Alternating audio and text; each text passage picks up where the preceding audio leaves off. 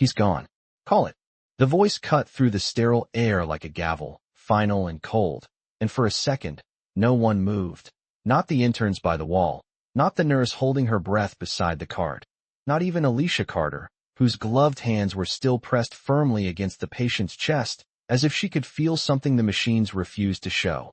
The monitor gave a flat, unbroken tone, a thin line of sound stretching across the room. And under the harsh fluorescent lights, it made everything feel smaller, quieter, already decided. But Alicia didn't look at the screen. She was watching his face, the faintest tremor in the eyelid, the subtle warmth still clinging to his skin, details no protocol chart could measure.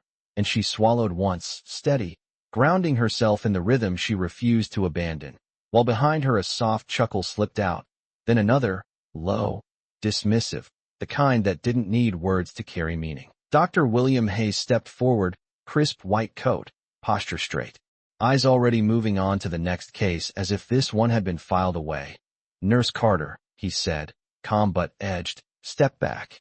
And it wasn't loud, but it carried authority that filled every corner of the room, the kind built on years, titles, decisions no one questioned. And still Alicia didn't move. Her hands continued their steady motion, measured, precise, like she was listening to something deeper than the silence everyone else had accepted. Someone near the doorway muttered, "She's still going?" And another voice answered, "Protocol says stop after." But the sentence faded into the hum of machines and the sharp scent of antiseptic, because Alicia's world had narrowed to the space beneath her palms, to the memory she couldn't shake. A hospital room years ago, a different monitor, a different voice saying the same words too soon, and she blinked hard, pulling herself back, refusing to let that past speak louder than what she felt now.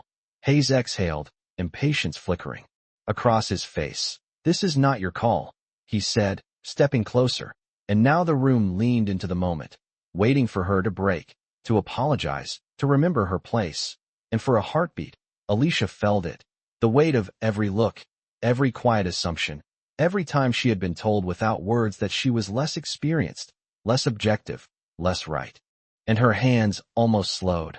Almost. But then she felt it again. Not a beat. Not something the monitor could capture. Just a resistance, a whisper beneath her palms. And she shook her head once, small but certain. "No," she said, her voice low but steady. "He's still here." And the words hung in the air longer than they should have. Longer than anyone expected. Because they didn't sound like defiance. They sounded like truth. And for a second, even the laughter stopped, replaced by something thinner, sharper, doubt creeping in where certainty had been. And Alicia didn't look up, didn't meet their eyes. She just kept going, counting silently, breath measured, the room pressing in around her, while somewhere beneath the silence, she waited for the world to catch up to what she already knew. The sound did not change, that long, unbroken tone still stretched across the room. But something else did, something smaller, almost invisible. The way the air seemed to tighten around Alicia's hands as she kept her rhythm steady, one push after another, her shoulders firm, her breath controlled, like she was holding a line no one else could see. Behind her, a nurse shifted her weight, glancing from the monitor to Dr. Hayes, waiting for him to end it, to restore order, because that was what everyone trusted here. The system, the timing, the clean certainty of numbers on a screen. And yet Alicia did not look at any of it. Her focus stayed locked on the man beneath her palms, on the faint warmth that had not left him, on the subtle resistance that refused to disappear, and she counted again in her head, steady, precise, refusing to let doubt interrupt the pattern. "That is enough," Hayes said, sharper now, stepping closer until his shadow cut across her line of sight. "You are done." And the words were not just instruction, they were expectation. The kind that usually ended conversations before they began, and for a brief second Alicia felt the weight of it press against her chest, the memory of every time she had been told to step aside, to follow, to not question. But her hands did not stop, not even for a fraction of a second, because stopping would mean accepting something she did not believe was true. A quiet murmur rippled through the room, uncertain now, not quite. Laughter, not quite concern, just something uneasy. As if the moment had stretched too far past where it was supposed to end, and near the back, One of the younger nurses leaned forward slightly, eyes narrowing at the monitor, then back to Alicia, as if trying to understand what she was seeing that the rest of them were not. Hayes exhaled through his nose, controlled, measured, but there was tension in it now, a crack in the calm authority he carried so easily. "You are risking your position," he said. Lower this time, meant only for her, but close enough that others heard anyway, and the words hung heavier than before, because this was no longer just about procedure, it was about consequence, about who had the right to decide when a moment was over. Alicia's jaw tightened just slightly, not in defiance, but in focus, and she leaned in a fraction closer, her voice barely above a whisper. "Just give me a minute." And it was not a plea, it was a statement, simple, grounded, and for a second, Hayes did not respond, his eyes flicking to the monitor again, to the flat line that confirmed everything he had ever trusted, and then back to her, to the steadiness in her hands, the absence of hesitation, and something in that steadiness made the room hold its breath without realizing it. The tone continued, unchanged, relentless, but beneath Alicia's palms, there it was again, faint, inconsistent, like a signal trying to break through static, and her count slowed just enough to feel it more clearly, her focus narrowing until the rest of the room faded into a blur of white coats and distant voices. And somewhere behind her, the younger nurse took a small step forward, her voice uncertain but present. "Doctor, did you see that?" And it was quiet, almost swallowed by the machines, but it landed, because for the first time, someone else was not looking at the screen, they were looking at the possibility that maybe, just maybe, the story was not finished yet. The room did not move, but something inside it shifted, subtle and fragile, like a thread pulling loose from certainty, and Alicia felt it before she saw it. That faint resistance beneath her palms returning, not steady, not strong, but present, and she adjusted her pressure just slightly, her hands never breaking rhythm, her breathing aligning with the count she kept silently in her mind, each second stretching longer than it should, each motion carrying more weight than anyone else in the room could understand. The monitor still held its flat tone, unwavering, almost mocking the possibility she refused to let go of, but Alicia was no longer listening to it. She was listening to something deeper, something quieter, the kind of signal that did not announce itself but had to be trusted, and behind her the younger nurse stepped closer, her eyes fixed now not on the screen but on Alicia's hands. On the way they did not hesitate, did not falter, as if guided by something beyond training. "I thought I saw something," the nurse said again, a little louder this time, uncertainty mixing with curiosity, and the words drew attention, pulling a few more glances away from the monitor, creating a small crack in the room's collective belief. And Hayes followed that shift, his gaze narrowing as he looked back at the screen, searching for confirmation, for anything that would either validate his authority or challenge it. And for a moment there was nothing, just the same line, the same sound, the same conclusion he had already reached. Alicia leaned in slightly, her voice barely audible, more to herself than anyone else. "Come on," she whispered, not as a command, not as a plea, but as a quiet invitation, as if she believed the man beneath her hands could still hear her, could still choose, and her fingers pressed with renewed focus, each movement deliberate, controlled, refusing to surrender to the stillness that surrounded them. Hayes checked his watch, a small, precise motion that spoke of time, of limits, of rules that existed for a reason, and he inhaled slowly, preparing to end it, to bring the room back to order. But just as he opened his mouth, there it was, so brief it could have been missed, a flicker on the monitor, a single movement that broke the straight line for less than a second. And then it was gone, swallowed again by silence. The younger nurse's breath caught. "Did you see that?" she asked, louder now, her voice cutting through the room, and this time more heads turned, more eyes shifted, because doubt had found its way in, small but undeniable, and Hayes froze, just for a fraction of a second, his eyes locked on the screen, replaying what he might have seen, what he might have imagined, and Alicia did not stop, not even to look, because she had already felt it, already known it, and her hands continued their steady rhythm, grounded, unwavering, as if she was holding onto a thread that no one else could see but that she refused to let break. And in that suspended moment, with the tone still echoing and the room caught between certainty and possibility. Everything waited for what would come next. The flicker did not return immediately, and that was what made it harder to trust, because the monitor slipped back into its cold, uninterrupted line, the tone stretching thin across the room like nothing had ever broken it. And for a second doubt tried to creep in again, quiet and persistent, pressing at the edges of Alicia's focus. But her hands did not slow, her rhythm did not change. She held to it the way someone holds to a truth they have already decided will not be taken from them. The younger nurse stepped even closer now, her voice no longer hesitant but still careful.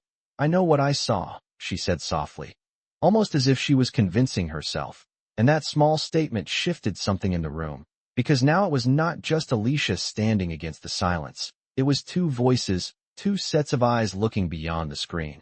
Hayes remained still, his gaze fixed forward, but there was tension in the way his jaw tightened, in the way his hand hovered near the edge of the bed as if caught between stepping in and stepping back. And for the first time since he had spoken, he did not immediately correct them, did not shut it down, because that flicker, brief as it was, had planted something he could not easily dismiss. Alicia leaned in slightly, her voice barely audible again, steady and grounded. "Stay with me," she whispered, her words directed downward, not outward, and her hands pressed with intention, each movement measured, each second counted, her world narrowing once more to the space beneath her palms where that faint resistance had been, where it could be again. The room felt different now, not quieter, but more aware, as if every person present had shifted from watching and ending to waiting for an answer. And the monitor, still flat, seemed almost too loud in its certainty, too absolute for a moment that no longer felt finished. Hayes finally spoke, but his voice had changed, the sharp edge softened just slightly. "What exactly do you think you are seeing?" he asked, not as a challenge, but as a question, and it hung there, heavier than any command, because it meant he was listening now, even if only a little. Alicia did not look up, did not break her rhythm. "I am not seeing it," she said, quietly. "I am feeling it." And the distinction settled into the space between them, unfamiliar, uncomfortable, but undeniable, and for a brief second no one responded, not because they agreed, but because they did not know how to argue with something that could not be measured on a screen. Then it happened again, clearer this time, not just a flicker but a small, unmistakable movement, a break in the line that lingered just long enough to be seen, and a soft gasp escaped from somewhere near the back of the room, followed by a sudden stillness that replaced every whisper, every doubt, every assumption that had filled the space moments before. Hayes' eyes locked onto the monitor, his posture shifting almost imperceptibly as he leaned in, his certainty no longer solid, and Alicia felt it at the same time, that faint return beneath her hands, a fragile rhythm trying to find its way back, and she did not hesitate, not even for a second, her voice steady, grounded, carrying just enough to reach him. "He is still here," she said, and this time, no one laughed. The room did not breathe, it waited, suspended in that fragile space between what had been declared and what was now unfolding, and Alicia felt the shift ripple outward from her hands as the faint rhythm beneath her palms grew just a little stronger, not steady yet, not reliable, but undeniable, and she adjusted her pressure with quiet precision, her movements no longer just persistence but response, as if she was following something that was finally beginning to answer back. The monitor, once flat and absolute, hesitated again, a small break, then another, uneven, uncertain, but real, and the sound that followed was no longer a continuous tone, but something fractured, something trying to return, and a sharp intake of breath moved through the room, not loud, not dramatic, but collective, as if everyone present had been holding the same disbelief and now did not know where to place it. Hayes stepped closer without realizing it, his hand lowering to the edge of the bed, his eyes fixed on the screen that no longer aligned with the conclusion he had already accepted, and there was something different in his expression now, not authority, not certainty, but recalculation, the kind that comes when reality refuses to stay within the lines you trust. "Continue," he said finally, and the word was quiet, almost reluctant, but it carried weight, because it was not a command to stop, It was permission to proceed, and that alone shifted the balance of the room. Alicia did not respond verbally. She did not need to. Her focus remained exactly where it had been from the beginning, anchored in the space beneath her hands, her breathing steady, her movements controlled, and as the seconds passed the rhythm strengthened, each beat, finding the next with slightly more confidence, like a voice returning after a long silence. The younger nurse moved quickly now, adjusting equipment, her earlier hesitation replaced by purpose, and others followed, the room reassembling itself around a new reality, one that had not been written in the protocol they all relied on, and yet was happening right in front of them. Hayes watched it unfold, his posture still, his mind clearly moving through something deeper than procedure, and for a brief moment his gaze shifted from the monitor to Alicia, to the unwavering steadiness in her hands, the quiet certainty she had held when no one else had. And there was no dismissal in his expression now, no trace of the earlier laughter that had filled the room, only recognition, slow and reluctant, but real. The monitor stabilized further, the rhythm no longer fading but holding, imperfect yet persistent, and Alicia finally allowed herself a single breath that felt different from the ones before. Not relief, not yet, but acknowledgement that what she had trusted had not been imagined. The room, once filled with certainty about an ending, now stood witness to something else entirely, something that could not be undone or ignored. And in that quiet, shifting moment, the authority that had once defined the outcome no longer held the same weight, because it had been challenged not by defiance, but by something far simpler and far harder to dismiss, the refusal to give up when everything else said to stop. The rhythm held, fragile but present, and with every passing second it grew less like a question and more like a quiet answer, and Alicia felt it settle beneath her hands, not fully steady, not yet strong, but alive in a way that no machine could fully explain. And she adjusted again, her movements easing slightly, shifting from force to guidance, as if she was helping something find its own way back rather than forcing it forward. The monitor now reflected it in uneven peaks and pauses, a pattern that demanded attention, and the room responded, no longer frozen but moving with purpose, voices returning in low, controlled tones, equipment being checked, small adjustments made with renewed urgency that did not carry panic, only focus. The younger nurse moved beside Alicia, her earlier doubt replaced with quiet confidence, her hands steady as she prepared the next step, glancing once at Alicia not for instruction but for confirmation, and Alicia gave the smallest nod without breaking her rhythm, a silent exchange that spoke louder than anything said aloud. Hayes remained at the edge of it all, watching, absorbing, his presence no longer commanding the room but aligning with it, and when he finally spoke, his voice had changed, stripped of its earlier sharpness. "Monitor closely," he said, not as an order imposed from above, but as a directive shared with the team, and that shift, subtle as it was, did not go unnoticed. Alicia's shoulders relaxed just slightly, not in relief, but in recognition that the resistance she had faced was no longer pushing against her. And for the first time since the moment began, she allowed her eyes to lift briefly, not to seek approval, not to prove anything, but simply to take in the room that had once doubted her and now moved in quiet agreement.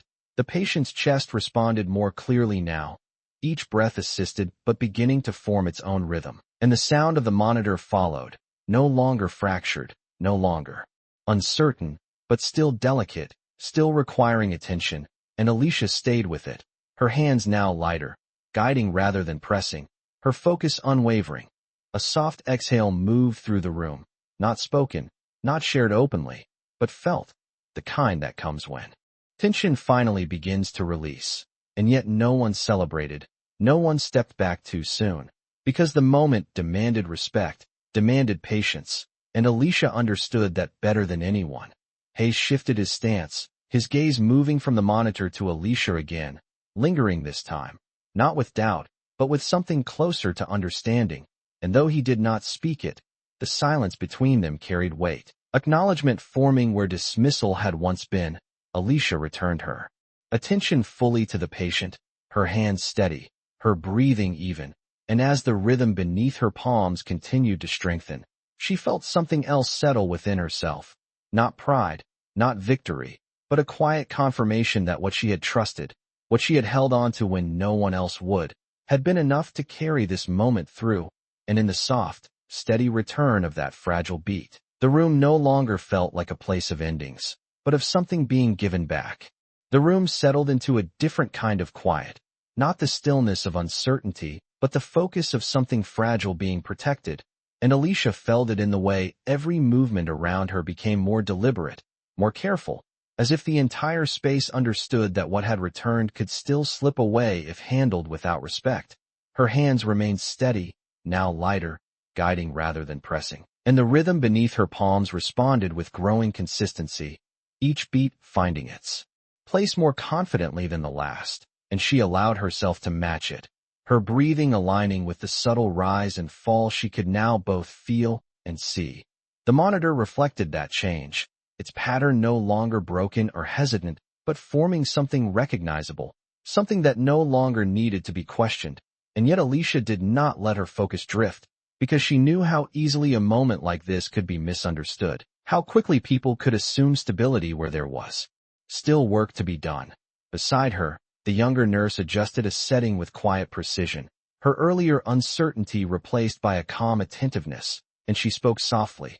"It is holding," not as a declaration, but as an observation grounded in what was unfolding, and Alicia gave a small nod, her eyes never leaving the patient, her attention anchored in the present. Hayes moved closer again.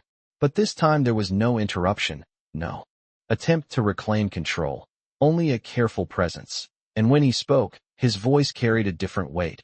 "Maintain support," he said, measured and steady, and the words blended into the rhythm of the room rather than cutting through it. And that shift, subtle but unmistakable, marked something deeper than the moment itself. Alicia felt it, not in what was said, but in what was no longer being said, the absence of doubt, the absence of dismissal, replaced by a quiet alignment that had not existed before. And she continued her work with the same grounded focus that had brought them here, her movements precise, her attention unwavering.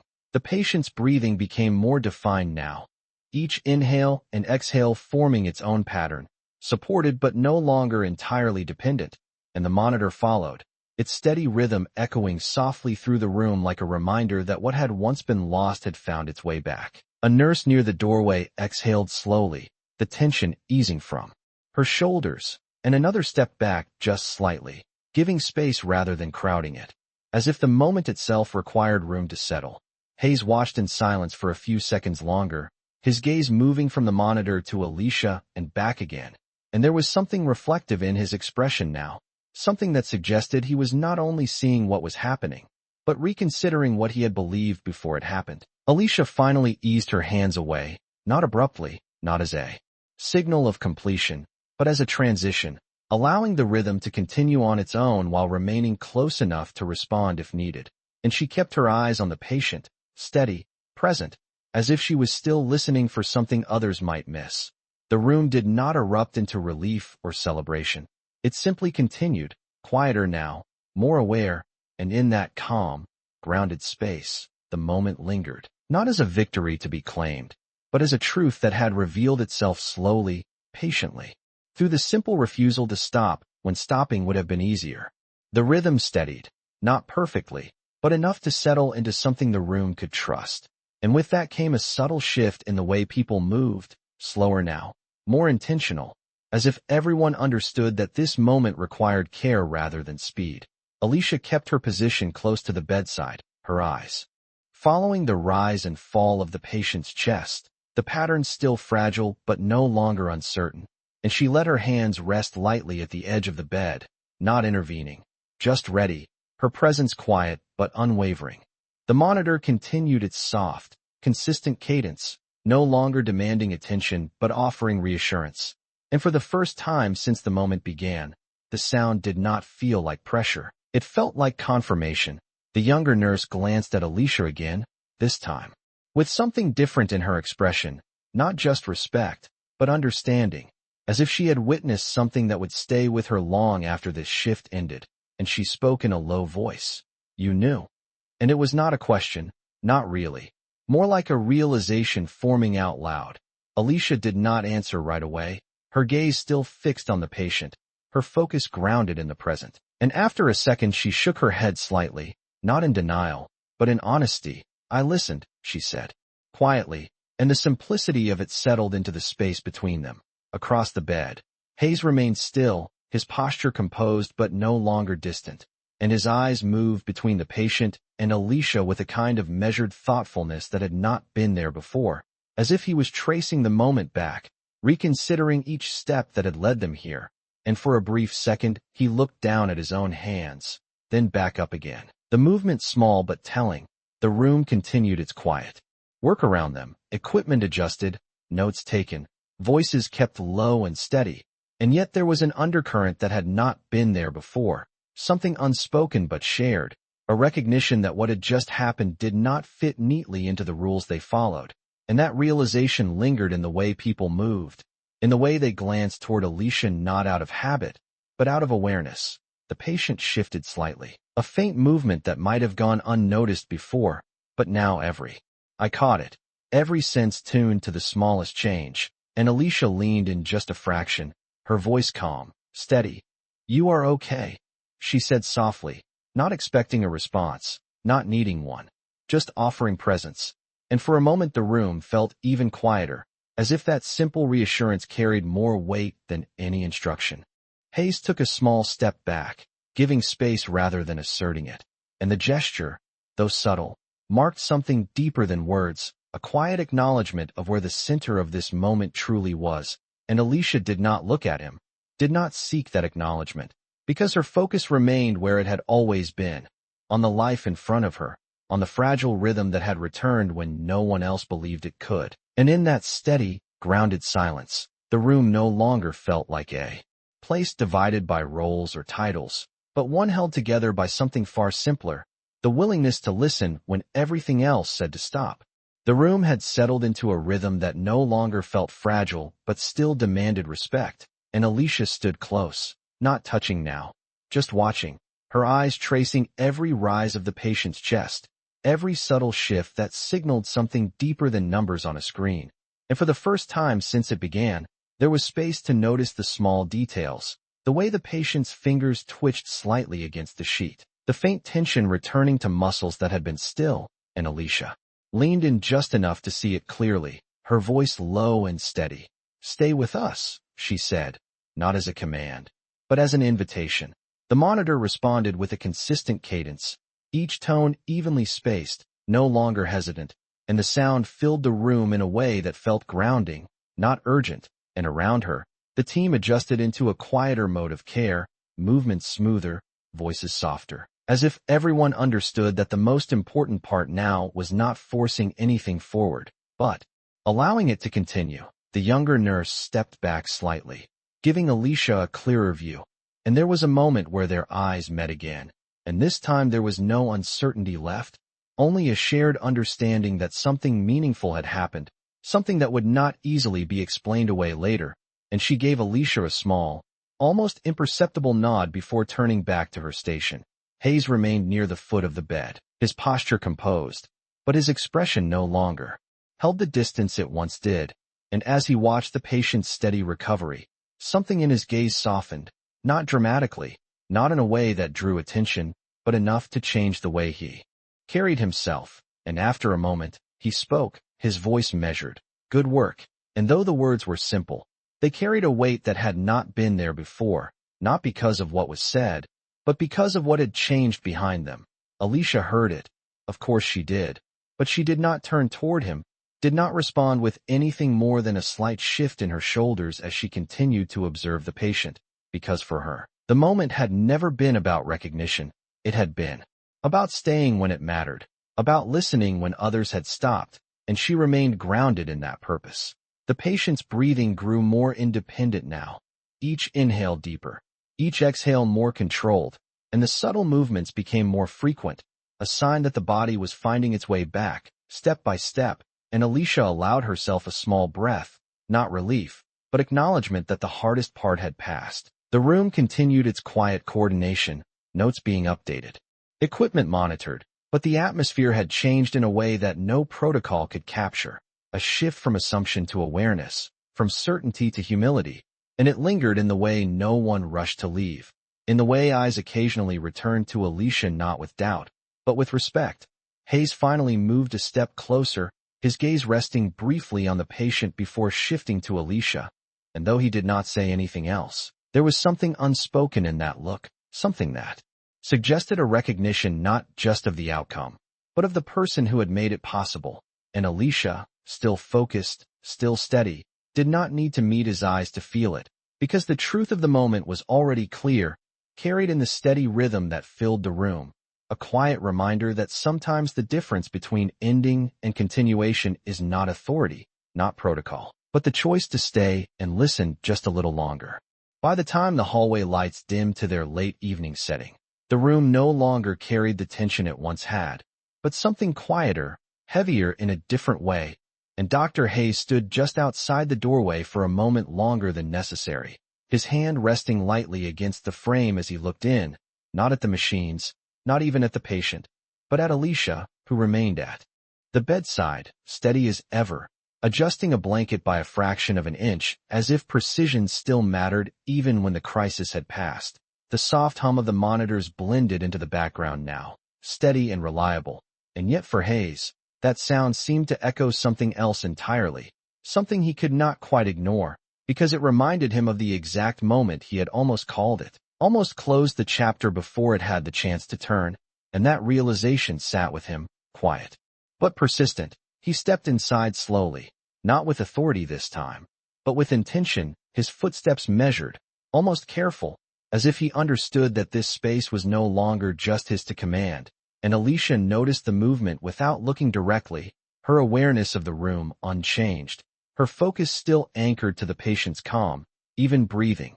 Hayes cleared his throat softly, not to draw attention, but because the silence felt different now, and he spoke, his voice lower than usual. "We will need to document everything," he said, the words practical, procedural, but lacking the sharp edge they might have carried before, and Alicia nodded once.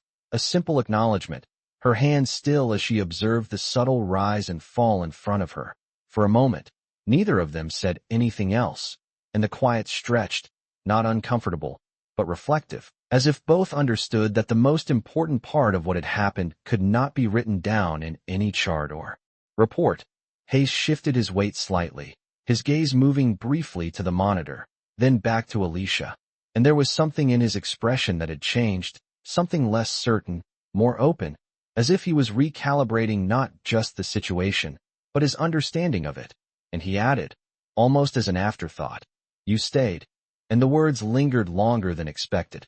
Alicia finally glanced at him then, just for a second, her expression calm, unreadable, not defensive, not proud, simply present, and she replied. He was not finished, her voice quiet, but grounded in something that did not need validation. Hayes let out a small breath, one he did not realize he had been holding, and nodded slightly, not as confirmation, but as acceptance, and in that small gesture, there was an acknowledgement of something deeper than protocol, something that challenged the structure he had relied on. For years, across the room, the younger nurse continued her tasks, but her movements were slower now, more thoughtful, as if she too was processing what she had witnessed, and every so often her eyes would lift toward Alicia, not out of curiosity anymore, but out of a kind of respect that did not need to be spoken. The patient shifted again, a little more this time, and Alicia turned her attention fully back, adjusting the position of the pillow with gentle precision, her hands steady, her presence constant, and the room responded to that quiet leadership without instruction, without hierarchy, simply by following the rhythm she maintained. Hayes took another step back, not retreating, but giving space, and as he did, his posture softened just enough to reveal what he had not said, that this moment, this outcome, had not come from authority or certainty, but from something far less tangible, something he was only beginning to understand. And as he stood there, watching the steady rise and fall that continued against all expectations, he realized that what had shifted was not just the situation in the room, but something within himself, something that could not easily return to what it had been before. Morning light filtered through the narrow window blinds in thin, pale lines, stretching across the floor and climbing slowly up the side of the hospital bed.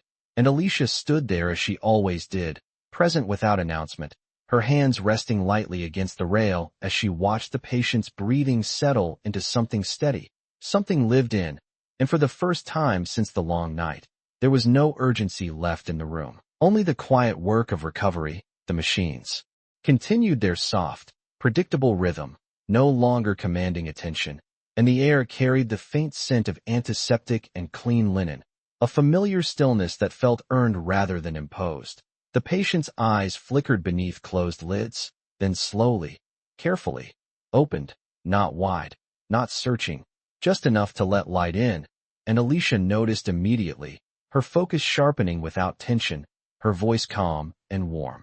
"You are awake," she said gently, not as a surprise, but as a confirmation, and the patient's gaze shifted slightly, unfocused at first, then settling, drawn by the steadiness in her tone. Across the room, Dr. Hayes stood near the chart station, reviewing notes, but the subtle change did not escape him, and he looked up, his posture still, his attention pulled back to the bedside, where the moment unfolded without spectacle. The patient tried to speak, a small movement of the lips that did not form words yet, and Alicia leaned in slightly, not rushing, not correcting, simply present. "It is okay," she said softly. "You do not have to say anything yet." And the reassurance seemed to land, the tension in the patient's face easing just a fraction. Hayes stepped closer then, slower than he might have before, his gaze moving between the patient and Alicia, and there was no interruption in his movement, no assertion of control, only a quiet participation in what was already happening. And after a moment, he spoke, his voice measured. "Welcome back." And though the words were simple, they carried a sincerity that had not been there the day before. Alicia adjusted the blanket again, smoothing it with care, her attention still grounded, and the patient's eyes followed her hand briefly, as if recognizing the consistency, the presence that had remained when everything else had been uncertain. And in that small, silent exchange, something passed between them that did not need language. The younger nurse entered quietly, pausing just inside the doorway as she took in the scene, her expression softening as she saw the patient awake, and her eyes flicked to Alicia, a brief look of acknowledgement that held more meaning than any spoken praise. Hayes remained still for a moment longer, then lowered his gaze to the chart in his hand, but his focus was different now, less rigid, more reflective, and as he made a note, his pen moved slower, as if each word carried weight beyond documentation. Alicia straightened slightly, her shoulders relaxed but steady, and for the first time, she allowed herself a small breath that felt like closure, not because the work was done, but because the turning point had passed, and the room, once filled with doubt and quiet dismissal, now held something else entirely, something unspoken but unmistakable, a recognition that what had made the difference here was not authority, not certainty, but the quiet choice to remain, to listen, and to act when it mattered most. By midday the room felt different, not because anything dramatic had changed, but because everything had settled into a quiet, undeniable truth, and Alicia stood at the foot of the bed reviewing the latest vitals on the monitor, her eyes moving with calm precision, her posture relaxed but attentive, while the patient rested with eyes open now, awareness returning in small, steady increments, and each breath came easier than the last. The sunlight had shifted higher, casting a warmer tone across the walls, softening the clinical edges of the space, and the faint hum of hospital life continued just beyond the door, carts rolling, distant voices exchanging information, the rhythm of a place that never stopped. Yet inside this room, time felt slower, more deliberate. Dr. Hayes entered again, this time without hesitation, his steps measured but no longer distant, and he paused beside Alicia rather than across from her, his presence aligned rather than separate. And for a moment he did not speak, his gaze resting on the patient, then shifting briefly to Alicia, as if weighing something that had taken longer than a single night to understand. The patient turned their head slightly, eyes focusing more clearly now, and their voice, though still soft, carried intention. "Thank you," they said, the words directed toward Alicia, and she responded with a small nod, her expression steady. "You did the hard part," she replied, keeping the moment grounded, never claiming more than what belonged to the patient. Hayes watched that exchange closely, something in his expression tightening for a second, not with discomfort, but with recognition, and he cleared his throat lightly, stepping forward just enough to be part of the conversation. "We are glad you are here," he said to the patient, and the sincerity in his voice no longer felt practiced, it felt earned.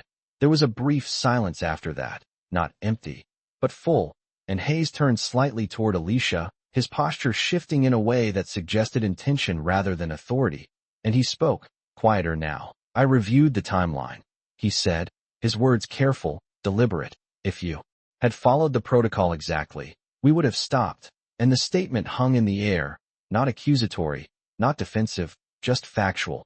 But the weight of it was unmistakable. Alicia did not look surprised, nor did she react with triumph.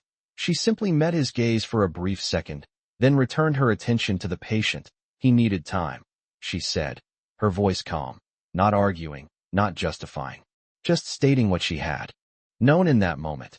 Hayes nodded slowly, and for the first time, there was no resistance in him, no need to hold on to the authority that had once defined his decisions, and he added, almost quietly, "And you gave it." And that acknowledgement, simple as it was, carried more than any formal recognition could have.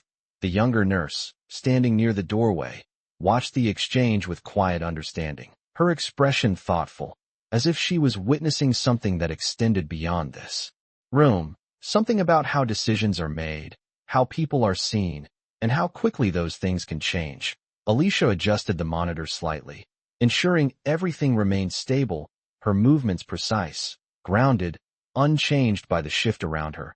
And in that consistency, there was something steadying for everyone else in the room, a reminder that what mattered most was still the same: the care, the attention, the presence. Hayes stepped back just a fraction, not retreating, but giving space.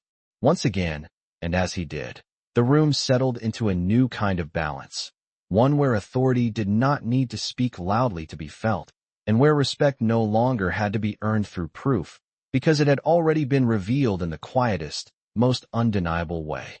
Late afternoon light stretched long across the floor, turning the pale hospital tiles into something warmer, almost golden, and Alicia stood by the window for a brief moment, her reflection faint in the glass, her posture calm, her breathing even, as if the entire weight of the past hours had settled into something quieter inside her. Behind her, the room carried on in its steady rhythm, the patient now sitting slightly upright, supported by pillows, their eyes clearer, more present, following the small movements around them with growing awareness, and every now and then their gaze would return to Alicia, not out of confusion, but recognition, as if they understood, even without knowing the details, that she had been there when it mattered most. The monitor continued its soft, reliable cadence, no longer a focal point, just a background assurance that everything was holding. And the subtle sounds of the hospital drifted in and out through the partially open door, distant footsteps, low voices, the quiet persistence of a place built on constant care. Dr. Hayes stood near the foot of the bed, reviewing the latest notes, but his attention was not divided the way it once had been. His posture no longer carried the rigid distance of authority, and after a moment, he closed the chart gently, not with finality, but with consideration, and stepped closer, his gaze moving from the patient to Alicia, pausing there for a second longer than before. "I misjudged the moment," he said, his voice steady, not loud, not performative, just honest, and the words settled into the space without resistance, without tension, as if they belonged there. Alicia turned slightly, meeting his gaze for the briefest moment, her expression unchanged, calm, grounded, and she gave a small nod, not as acceptance, not as dismissal, but simply acknowledging what had been said, because for her, the moment had never been about proving anything. It had been about staying true to what she felt was right. Hayes continued, quieter now. "You saw something I did not." And there was no defense in his tone, only recognition, and in that admission, something shifted. Fully, not just in him, but in the way the room held both of them, no longer separated by roles, but connected by a shared understanding that had been earned through action, not words. The patient watched the exchange with a soft, thoughtful expression, their voice still gentle but steady enough to carry meaning. She stayed they said, and the simplicity of it cut through everything else, reducing the complexity of protocols and decisions down to a single truth that could not be argued with. Alicia stepped closer to the bedside again, adjusting the edge of the blanket, her movements the same as they had always been, precise, quiet, intentional, and she offered a small, reassuring smile, one that did not seek acknowledgement, only comfort. Hayes took a step back, giving space without needing to be asked, and for the first time, that space did not feel like distance, it felt like respect, something freely given rather than carefully maintained.